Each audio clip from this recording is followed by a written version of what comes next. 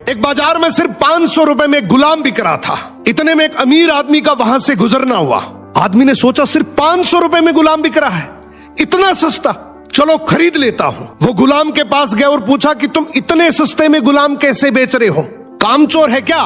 गुलाम का मालिक बोला बिल्कुल कामचोर नहीं है, बहुत मेहनती है, सारी खूबियां हैं, बस इसमें एक ऐब है, ये कभी कभी चुगली कर देता है। आदमी ने मन ही मन सोचा कि घर में मैं और मेरी बीवी तो है, अगर ये चुगली करेगा भी तो किससे करेगा, खरीद लेता हूं।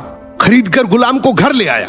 कुछ दिनों तक तो गुलाम ने बहुत अच्छे से काम किया, लेकिन फिर एक दिन उसे चुगली का कीड़ा काटा। वो सबसे पहले उस आदमी की बीवी के पास गया और बोला, मेम साहब आपको पता है साहब का बाहर किसी औरत के साथ चक्कर चल रहा है। ये सुनते ही औरत सकते में आ गई और जोर जोर से रोने लगी। गुलाम बोला, अरे मेम साहब आप रो मत, हिम्मत रखो, मेरे पास इस चीज का पक्का इलाज है। मैं एक बाबा को जानता हूं जो आपकी इस मुसीबत को जड़ से खत्म कर देगा। आप बस एक छोटा सा काम करना, रात को जब साहब सो जाए तो उनकी दाढ़ी से कुछ बाल काट कर मुझे दे देना। औरत तैयार हो गई। फिर वो गुलाम वहां से उठा और आदमी के पास गया। उसने बोला, साहब क्या आप जानते हैं मेम साहब का बाहर किसी आदमी के साथ चक्कर चल रहा है। ये सुनते ही आदमी आग बबूला हो गया। गुस्से में आकर उसका गिरेबान पकड़ लिया और बोला, तू मेरी बीवी पर इल्जाम लगा रहा है। गुलाम बोला, आपको मेरी बात पर यकीन ना हो तो रात को आप सिर्फ सोने का नाटक करना, आज रात वो आपको मारने वाली है।